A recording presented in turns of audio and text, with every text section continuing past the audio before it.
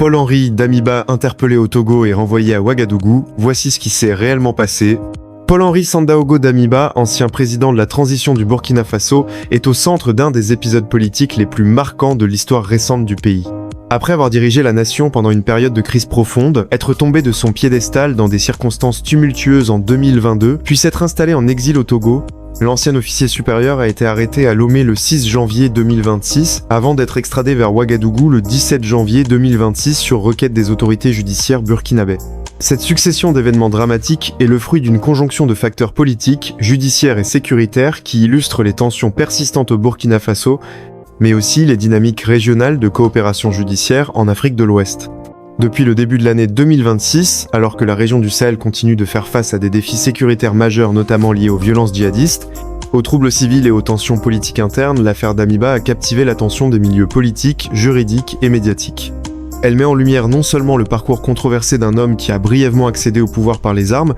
mais aussi les mécanismes de justice régionale qui peuvent être activés lorsqu'un ancien chef d'État est accusé de crimes graves après son départ du pouvoir. Paul-Henri Sandaogo Damiba est un officier de l'armée burkinabé devenu célèbre en janvier 2022 lorsqu'il a pris le pouvoir à la suite d'un coup d'État contre le président élu Rochmark Christian Kaboré, dans un contexte de frustration croissante face à l'insécurité liée à l'expansion des groupes armés djihadistes au Burkina Faso. Mais son règne fut éphémère, seulement 9 mois plus tard, en septembre 2022, il fut renversé par une faction de l'armée dirigée par le capitaine Ibrahim Traoré, lui-même devenu chef de la junte au pouvoir. Après sa chute, Damiba s'était exilé au Togo, où il vécut relativement à l'écart de la scène politique pendant plus de 3 ans. Pour comprendre la portée de l'arrestation de Damiba au Togo, il faut revenir sur les circonstances de sa chute et les accusations qui ont progressivement entouré sa figure depuis 2022. L'ancien leader militaire avait été initialement salué par certains secteurs de la population pour sa promesse de restaurer la sécurité face aux violences djihadistes, mais il fut rapidement critiqué pour son incapacité à contenir l'insurrection islamiste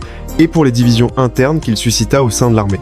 La situation politique et sécuritaire du pays se détériora et l'apparition de contestations au sein des forces armées conduisit finalement à son renversement. Durant son mandat au pouvoir, puis dans les mois qui suivirent son départ, Damiba fut régulièrement pointé du doigt par les autorités successives pour des actes qu'elle qualifiait de préjudiciables à l'ordre public et à la stabilité de l'État. En particulier, dans les mois et années suivant sa chute, le cercle au pouvoir à Ouagadougou l'accusa à plusieurs reprises de comploter contre le régime en place. Les autorités burkinabè ont ainsi affirmé avoir déjoué une série de projets de déstabilisation attribués à Damiba et à certains de ses partisans, dont la plus récente, selon les autorités, remonterait au début de janvier 2026. Selon les déclarations officielles relayées par la presse internationale et locale, ces accusations incluent notamment la planification d'une tentative d'assassinat visant le président Ibrahim Traoré, supposé faire partie d'un plan plus vaste de déstabilisation politique et militaire. Les responsables burkinabés ont ainsi déclaré que les forces de sécurité avaient intercepté des communications, travaillé sur des pistes de financement et découvert des éléments qu'ils estiment constitutifs d'un complot grave contre l'autorité établie.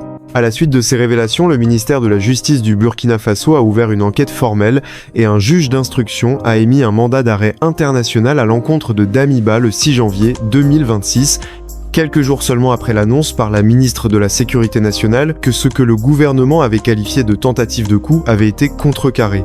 La requête était donc bien préparée avant d'être transmise aux autorités togolaises. C'est dans ce contexte que, le 12 janvier 2026, la justice burkinabé a officiellement demandé l'aide judiciaire du Togo en vue de l'arrestation et de l'extradition de Paul-Henri Sandaogo Damiba, qui s'était établi dans la capitale togolaise, Lomé, depuis sa défaite politique. Cette demande comportait toutes les pièces nécessaires, y compris le mandat d'arrêt et les éléments de procédure, conformément aux accords internationaux de coopération judiciaire auxquels sont partis le Burkina Faso et le Togo.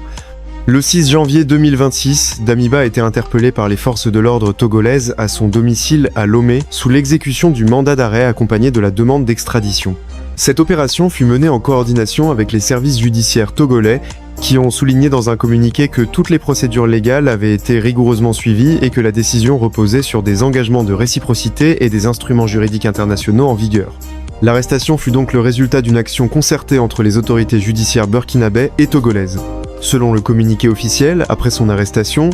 Damiba fut placé sous écrou à Lomé et sa situation fut examinée par la chambre d'instruction de la cour d'appel togolaise dans le cadre d'une audience publique tenue le même jour. Au terme de cette audience, la Cour a émis un avis favorable à la requête d'extradition, prenant en considération non seulement la légalité de la demande, mais aussi les assurances fournies par le Burkina Faso quant au respect de l'intégrité physique de l'accusé, à son droit à un procès équitable, notamment l'absence de peine de mort et aux garanties procédurales requises. La décision d'examiner favorablement l'extradition fut rendue possible parce que les autorités burkinabè avaient présenté des garanties formelles, dont celle selon laquelle Damiba ne serait pas soumis à la peine capitale,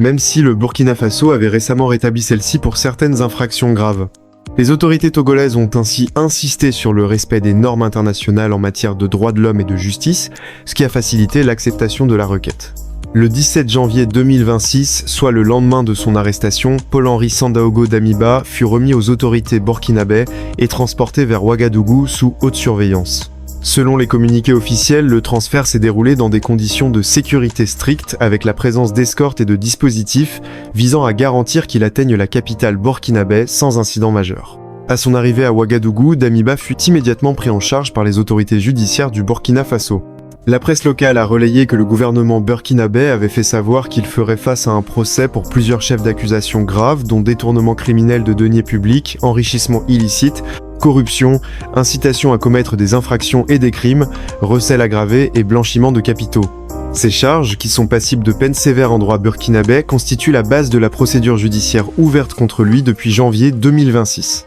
Plusieurs jours après son extradition, le ministre burkinabè de la Justice a confirmé publiquement que l'ancien président de transition était officiellement sous enquête et poursuivi pour ses infractions, ajoutant qu'il avait également été désigné comme l'un des principaux instigateurs d'une tentative d'assassinat contre le président Ibrahim Traoré. Dans une déclaration, il fut affirmé que des éléments de preuve présumés, y compris des financements et des communications interceptées, seraient présentés devant les tribunaux dans les semaines à venir, dans le cadre d'un procès qui s'annonce complexe et hautement politisé. L'arrestation et l'extradition de Damiba ont suscité des réactions diverses au Burkina Faso et au-delà. Tandis que les autorités militaires et judiciaires burkinabè présentent cette opération comme une victoire de l'état de droit et de la coopération judiciaire régionale, certains observateurs internationaux s'inquiètent de l'environnement politique dans lequel cette affaire se déroule,